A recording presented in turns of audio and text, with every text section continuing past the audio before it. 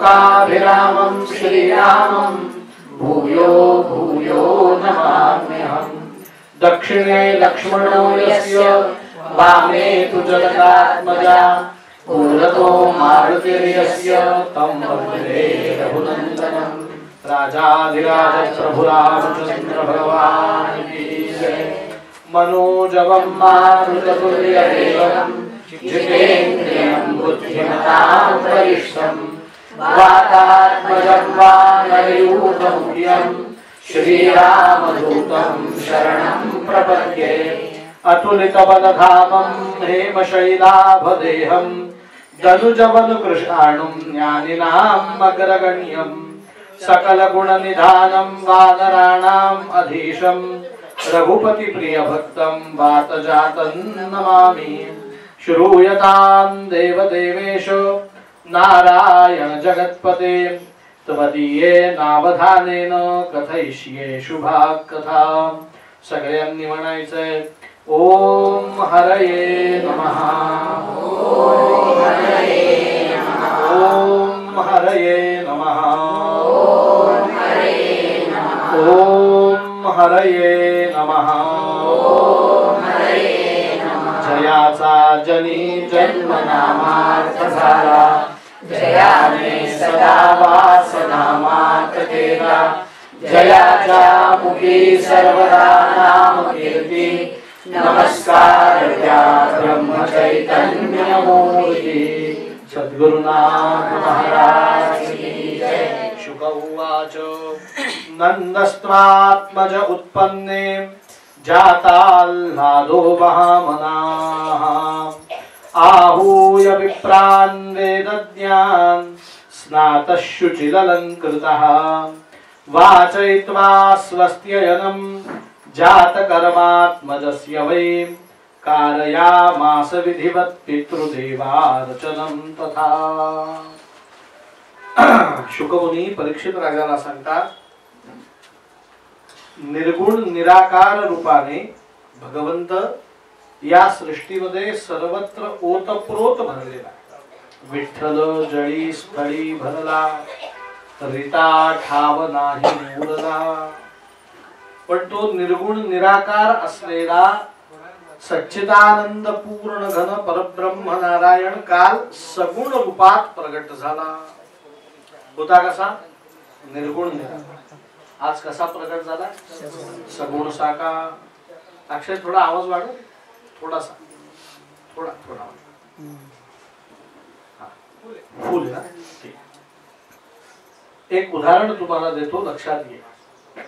प्रत्येकाच्या घरी कढई असते, प्रत्येकाच्या घरी रवा आहे, तूप आहे, साखर आहे, दूध आहे, वेलचीची पावडर आहे।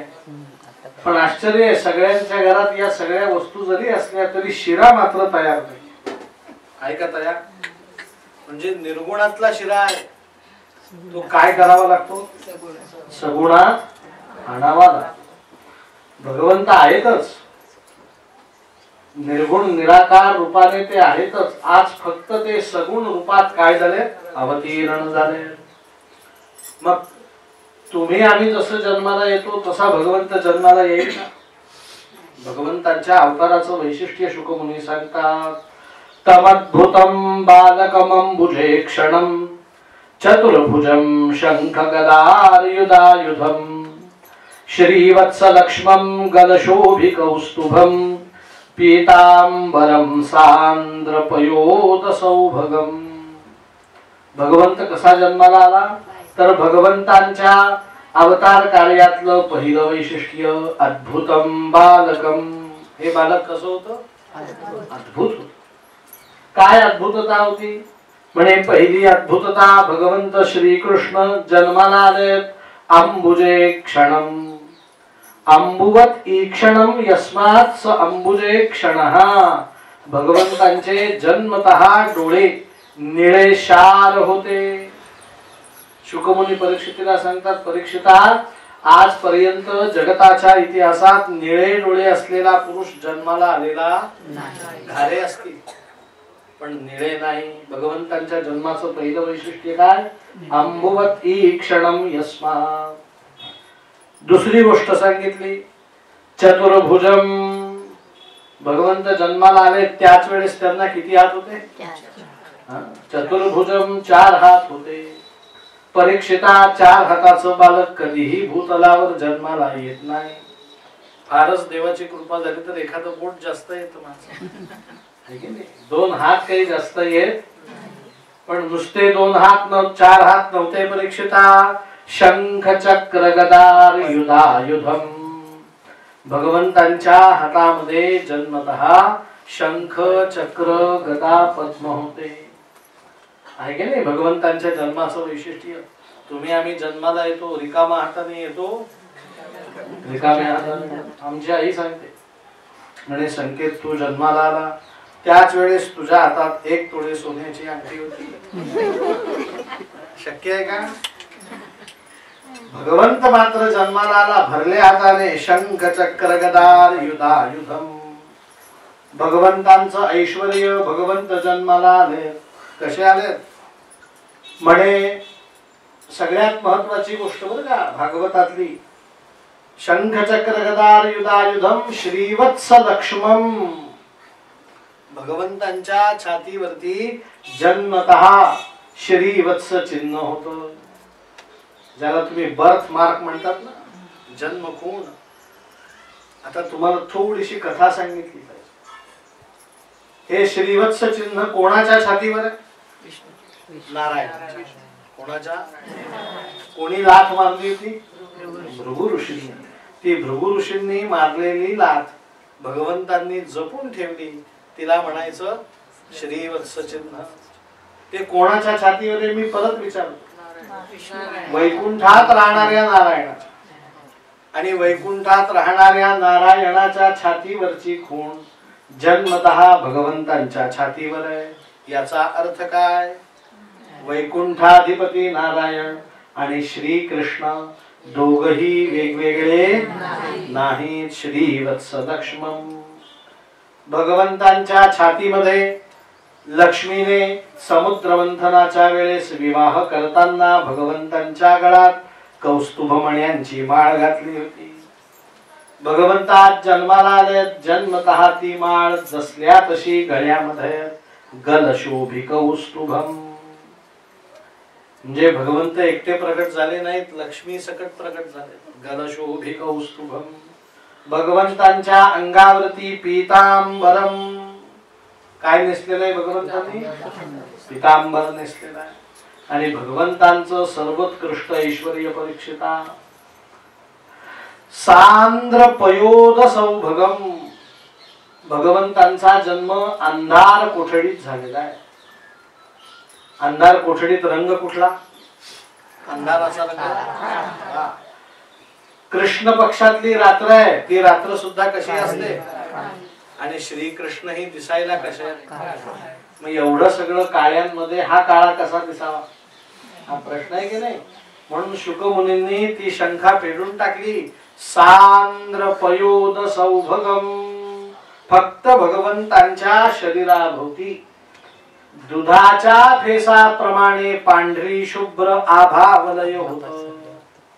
आपल्या घरात एखादं चित्र सुस्पष्ट दिसावं म्हणून आपण तिथे लाइटिंग लावतो की नाही, तसं भगवंतांनी स्वतःच्या शरीराभोवती दुधाच्या फेसाप्रमाणे पांढरी शुभ्र काय केलेलं आहे? तेजोवलय निर्माण केलंय. तुम्हाला सांगून ठेवतो, या जगतात पांढरा रंग म्हणून धर्मशास्त्राचं समाधान होत नाही. शुभ्र वस्त्र म्हणून समाधान होत. या जगात सगळ्यात शुभ्र रंग कोणाचा? 2 नंबर आहे दुधाच्या फेसाचा.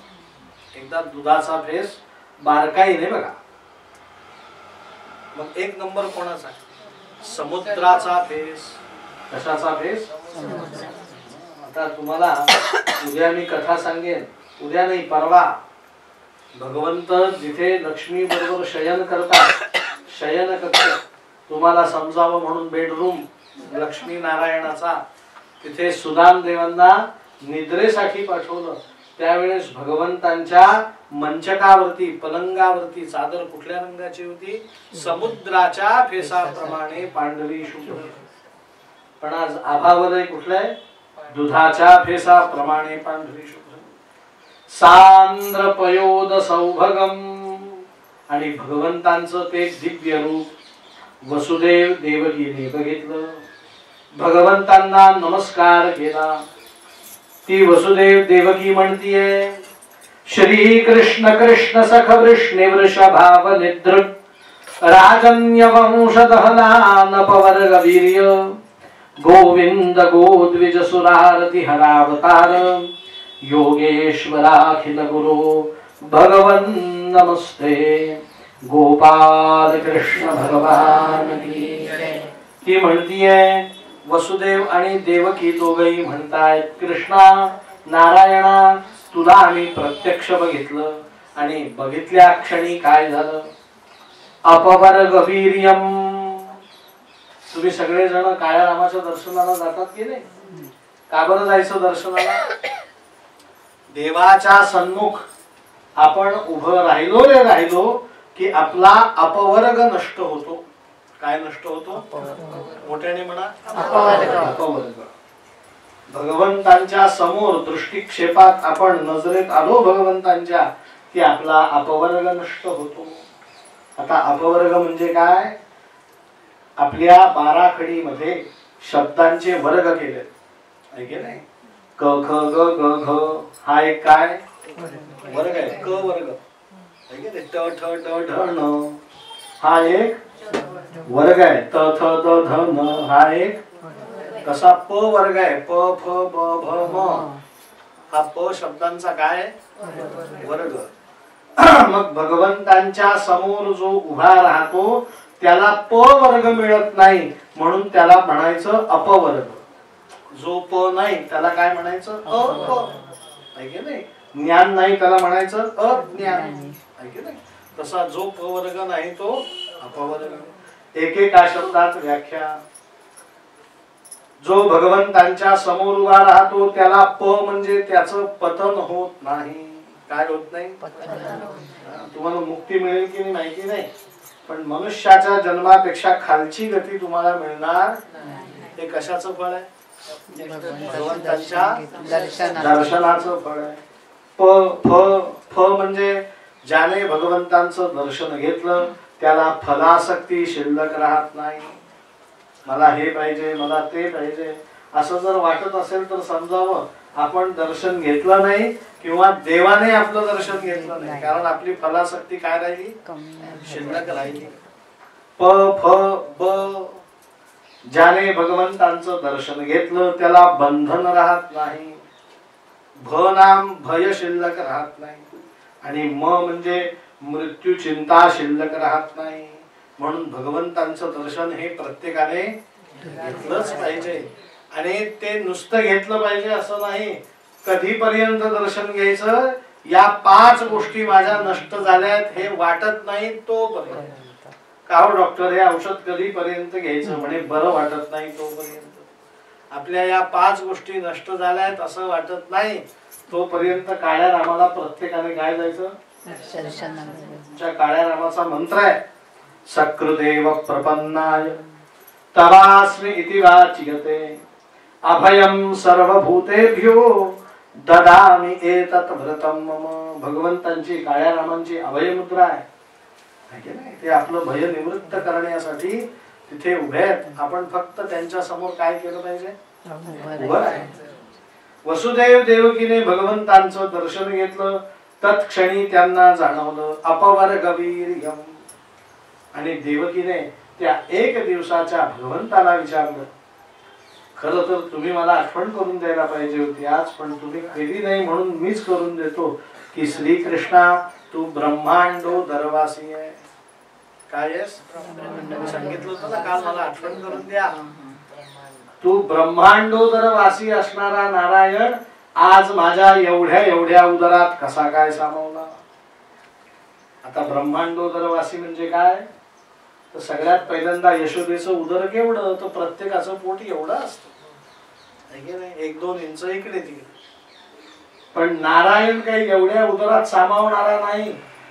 त्याचं एक नाव आहे ब्रह्मांडोदरवासी. आता ब्रह्मांडोदरवासी म्हणजे काय? तर ज्या वेळेस सृष्टीमध्ये प्रलय होतो त्यावेळेस ब्रह्मदेव सृष्टीमध्ये सर्वत्र पाणी निर्माण करतात. सर्व सृष्टीचं पाणी होत. सोन्याचं पाणी होतं की नाही, तसं आपलं सुद्धा काय होतं, पाणी. आणि ब्रह्मदेव ती जलमय सृष्टी प्राशन करतात. सगळी सृष्टी कोण पितं? सगळी सृष्टी ब्रह्मदेवाच्या उदरात जाऊन बसते. ब्रह्मदेव तृप्तीचा ढेकर देतात, नारायणासमोर जातात आणि नारायण उदर गिरलेल्या ब्रह्मदेवालाच गिळून घेतो आणि परत एक कल्प शयन करतो. नवीन सृष्टीला नंतर परत आरंभ होतो. म्हणजे ब्रह्मदेवा सकट सगळ्या सृष्टीला जो उदरात धारण करतो तो श्रीकृष्ण कुठे आलाय? देवकीच्या उदरामध्ये. देवकीला आश्चर्य वाटलं म्हणून देवकीने भगवंतांची स्तुती केली. देवकी भगवंताला कोटी कोटी वेळा नमस्कार करते. पण परीक्षिता, भगवंत जन्माला आले त्या भगवंतांच्या हातामध्ये मुठीमध्ये माया राहते. कोण राहते? मुठीत राहणं माहिती आहे का तुम्हाला? टिंब टिंबला टिंब टिंब आपण म्हणतो की नाही. भगवंतांच्या मुठीत कोण आहे? स्वतः भगवद्गीतेत भगवंत सांगतात, दैवी, माझी माया कशी आहे? सामान्य नाही, दैवी हेषा गुणमयी, अत्यंत गुणवान. मम माया, माझी माया, दुरत्यया आहे ताई. माम येव प्रपद्यन्ते मायाम येताम तरन्ति ते. त्या जगदंबा मायेने काय केलं? भगवंतांच्या शेजारीच नवरत्न जडित सोन्याची दिव्य अशी टोपली निर्माण करून ठेवली होती, जिच्यामध्ये अत्यंत मऊ सुंदर हिरे माणिक मोत्यांची गोंडे लावलेली गादी होती. घुंगर लावलेलं सर्वांग सुंदर असा तक्यावशी होती आणि मऊ सुत पांघरुण होतं. अशी ती दिव्य टोपली भगवंतांच्या शेजारी होती. आणि त्या मायेने केलेलं काय होतं तर कंसासकट सगळ्या मथुरावासियांना निद्रेमध्ये व्याप्त ठेवलेलं होतं. मथुरेत वसुदेव, देवकी आणि भगवंत यांच्या व्यतिरिक्त कोणीही जागं नव्हतं. वसुदेवांनी भगवंतांची टोपली डोक्यावरती घेतली. भगवंतांना टोपलीत ठेवून टोपली डोक्यावर घेतली आणि आश्चर्य घडलं. वसुदेवाच्या हातातल्या हातबेड्या, पायातल्या पायबेड्या, कमरेचे साखळदंड सगळे गळून पडले. बंधन संपलं. आणि आता भगवंतांना घेऊन वसुदेव कारागृहाच्या बाहेर निघाला. इकडे तिकडे पाहतो, सगळीकडे शांत निद्रेत सैन्य आहे. गाढ प्रगाढ निद्रा. आता भगवंतांच्या डोक्यावरती सर्वांग सुंदर असं कंसाच्या राजवाड्याचं छत होतं. आपण घरात जाताना आपल्या डोक्यावरती काय असतं? पण जसा कारागृहाचा परिसर संपला आणि भगवंत कारागृहाच्या बाहेर आले, परीक्षिता आल्या क्षणी भगवंतांचं स्वागत केलं. कोणी? श्री चंद्र भगवान की जय. आज चंद्रवंशामध्ये श्रीकृष्ण जन्माला आलाय ना, म्हणून कोजागिरी पौर्णिमेच्या दिवशी जसा चंद्र असतो तसा चंद्र श्रावणवद्य अष्टमीला कुठे होता? आकाशामध्ये. अष्टमीला चंद्र केवढा असतो? अर्धा. आणि कोजागिरीच्या दिवशीचा चंद्र हा इतर पौर्णिमेच्या चंद्रांपेक्षा एक कलेने जास्त असतो. म्हणून खगोलशास्त्रज्ञ कोजागिरीच्या चंद्राला सुपरमून म्हणतात. त्या दिवशी चंद्राची एक कला काय असते? सोप्या भाषेत बोलायचं झालं तर पौर्णिमेच्या चंद्रापेक्षा, 11 पौर्णिमेच्या चंद्रांपेक्षा कोजागिरीचा चंद्र हा 8% मोठा असतो. किती टक्के? 8%. त्या चंद्राने आज भगवंतावरती दर्शन घेऊन अमृताचा अभिषेक सुरू केला. अमृतम धाराम वर्षयती. कशाची धारा? आपल्या जवळ जे असतं त्याचा आपण काय करतो? अभिषेक करतो. चंद्राजवळ काय आहे? अमृत. कोजागिरीला तो भूतलावरती अमृत सोडतो की नाही? आज तो अमृताचा अभिषेक कोणावरती केला? भगवंतावरती अमृताची धार पडू लागली. पण हा चंद्र आकाशामध्ये स्वतंत्र नाही परीक्षिता, त्याला नभांमध्ये राहला. नभ म्हणजे ढग, आणि ते ढग त्यांच्या बरोबर राहणारा हा चंद्र, त्यामुळे दोघ जण एकमेकांना पक्क ओळखतात. आपल्या शेजारच्याला आपण पक्क ओळखतो. त्या ढगांनी विचार केला, हा चंद्र मुलखाचा कंजूस. 12 महिन्यातनं 365 दिवसातनं एकदा अमृताची धार पृथ्वीवरती सोडतो, आणि 364 दिवस ती मांडी खाली दाबून ठेवतो, दाखवत सुद्धा नाही अमृत. तो चंद्र आज कोजागिरी पौर्णिमा नसताना उदार का झाला? बारकाईने बघितलं, अरे कोजागिरी पौर्णिमेला धार पंक्तीत तूप वाढावं तेवढी छोटी असते, पण आजची धार काय आहे? मोठी धार आहे. याचा अर्थ आज कोजागिरी पौर्णिमा नाही, अमृताची धारही मोठी आहे. याचा अर्थ खाली कोणीतरी विशेष असलं पाहिजे. म्हणून त्या नभांनी खाली बघितलं आणि त्यांना साक्षात परब्रह्म नारायणाचं दर्शन झालं. आणि त्यांनी त्या नारायणाला बघितलं मात्र मंद मंद मनु गर्जित मेघा, मंद मंद गर्जना करायला सुरुवात केली, गडगडाट सुरू झाला, आणि त्या नभांनी आनंदाने नृत्य करत भगवंतावरती पाण्याचा वर्षाव सुरू केला. कशाचा? शुकमुनी सांगतात, परीक्षिता त्यावेळेस मी तिथे होतो चिन्मय देहाने. मी त्या ढगांना विचारलं की चंद्राच्या घरात आज नारायण जन्माला आला म्हणून चंद्राने अमृताचा अभिषेक करणं संयुक्तिक आहे. आपल्या घरातल्या माणसाचं लग्न आहे, आपण वरातीत नाचणं संयुक्तिक आहे, पण कोणी येऊन नाचून जात. काही माणसं असतात, तू का बरं एवढ्या आनंदाने नाचतोयस आणि तू का पाण्याचा अभिषेक करतोय, हा तुझा कोण लागतो? त्या नभांनी उत्तर दिलं, म्हणे हो शुकस्वामी महाराज, चंद्राचं फक्त एक नातं आहे श्रीकृष्णाशी. आमचं श्रीकृष्णाची 3 प्रकारांनी नातं आहे. किती प्रकारांनी? 3. म्हणे कसं? म्हणे भगवंतांचं आणि आमचं रूप सारखं आहे, रूप साधर्म्य. भगवंतांचं आणि आमचं नाव सारखं आहे, नाम साधर्म्य. आणि भगवंतांचं आणि आमचं कार्य सारखं आहे, कार्य साधर्म्य. म्हणे कसं? म्हणे बघा, भगवंतांचं आमचं रूप सारखं आहे, तोही काळा आम्हीही काळे. पाण्याचे ढग कसे असतात? त्याचं नाव घनश्याम, आमचं नाव मेघश्याम. ऐकले नाव सारखं. आणि तो कृपेचा, आम्ही जलाचा वर्षाव करतो. वर्षाव करणं हे आमचं काम आहे. त्यामुळे त्याचे आमचे 3 गोष्टी जुळतात, म्हणून मंद मंद मनुगर्जित मेघा. पण हे बघितलं यमुनेत राहणाऱ्या शेषाने. परीक्षिता शेष हा अत्यंत संतापी प्राणी. तो यमुनेतनं बाहेर आला आणि रागारागाने चंद्राकडे बघू लागला, रागारागाने त्या ढगांकडे बघू लागला आणि म्हणू लागला, अरे वेड्यांनो, तुम्हाला काही समजतं का?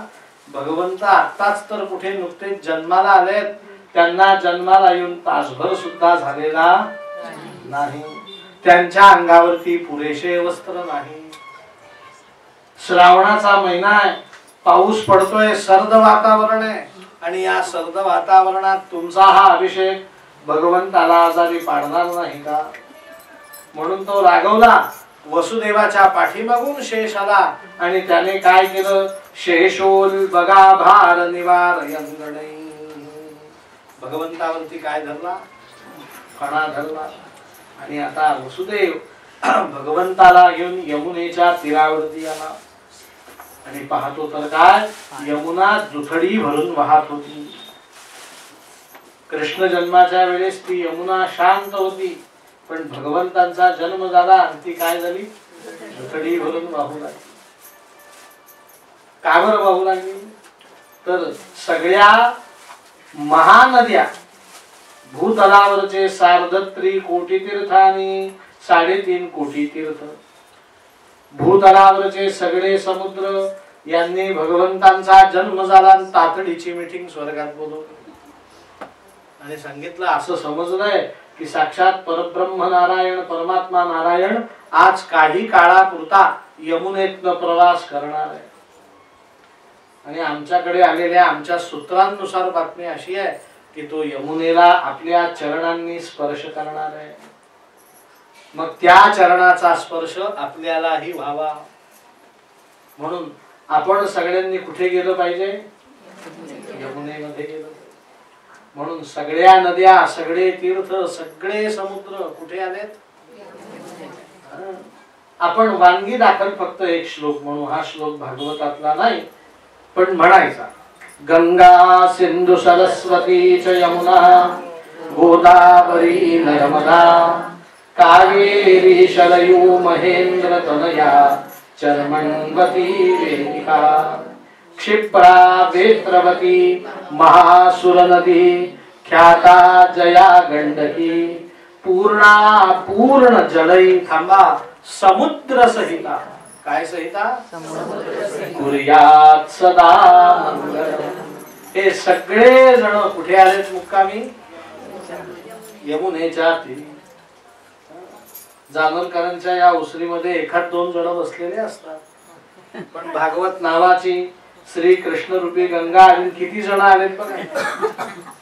जानोरकरांची उसरी दुथडी भरून काय झाली तशी ती सगळी यमुना वाहू लागली दुथडी भरून. आणि भगवंत त्या यमुने जवळ गेलेत आणि आपल्या दक्षिण चरणाने फक्त यमुनेला काय केला? स्पर्श केला. आणि सगळ्या नद्या कृतार्थ झाल्या. कारण भगवंतांच्या चरणामध्ये काय आहे लक्षात ठेवा की भगवंतांचं सगळं शरीर पवित्र आहे परंतु भगवंतांच्या चरणाची विशेषता अशी आहे की भगवंतांच्या चरणामध्ये भगवंतांची कृपा राहते. काय राहते? माझ्याकडे 1000 रुपये पण ते मी कुठे ठेवतो? खिशात. म्हणजे माझे 1000 रुपये कुठे लपवलेत? मी खिशात लपवलेत. तशी भगवंतांनी त्यांची कृपा कुठे ठेवलेली आहे? चरणामध्ये. म्हणून भगवंतांच्या चरणाचा स्पर्श सगळ्या नद्या समुद्र तीर्थांना झाल्यात आणि सगळे जण कृतार्थ झाले. संतांचा अभंग आहे ऐकला असेल तुम्ही. आठा कोठे धावे मन तुझे चरण देखलिया. भगवंतांचे नुसते चरण बघितले तरी माणसाचं मन शांत होतं. हे भगवंतांच्या चरणाचं काय आहे? आज त्या चरणाचा काय झाला? स्पर्श झाला. आणि सगळ्या नद्या समुद्र कृतार्थ होऊन यथा रामेण समुद्रम अकल्पयेत. समुद्राने जशी जागा करून दिली रामचंद्रांना तशी जागा कोणी करून दिली? यमुनेने. आणि यमुनेला ओलांडून वसुदेव गोकुळामध्ये आला. जसं मथुरा नगरी निद्रेमध्ये होती तशी गोकुळ नगरी सुद्धा निद्रेमध्ये होती. कारण इकडे भगवंतांचा जन्म झाला त्याच वेळेस भगवंतांची माया योग माया ही नंदाच्या घरी यशोदेच्या उदरी जन्माला आलेली होती. आणि सगळं गोकुळ मायेच्या अधीन होतं. कशाच्या अधीन? आमचा वसुदेव नंदराजाच्या महालात पोहोचला. यशोदे जवळची बालिका टोपलीमध्ये ठेवली आणि आपल्या टोपलीतलं बालक यशोदेच्या कुशीमध्ये ठेवलं. आणि वसुदेव उलट्या पावली मथुरेमध्ये आला. कोणाला घेऊन आला? परत सांगा कोणाला? भगवंतांचं वैशिष्ट्य आहे की वसुदेव भगवंताला सोडून आला आणि कोणाला घेऊन आला? मायेला. आपण माया सोडायची असते आणि भगवंत धरायचा असतो. पण वसुदेवाने उलट केलं. भगवंताला सोडलं मायेला. मग माया आल्याबरोबर काय करू लागली? तर मायेचं वैशिष्ट्य आहे माया स्वतः घडते दुसऱ्याला. माया म्हणजे काय? मा म्हणजे आहे, या म्हणजे नाही. जे आहे ते नाही आहे असं वाटणं याला काय म्हणायचं? जे आहे ते नाही आहे असं वाटणं. मला 500 वर्षाचं आयुष्य नाही पण मला आहे असं माझ्या जीवनाची एकंदरीत धडपड पाहता मला देवाने कमीत कमी किती वर्षाचं आयुष्य दिलंय? 500 असं मला वाटलं, मी तसं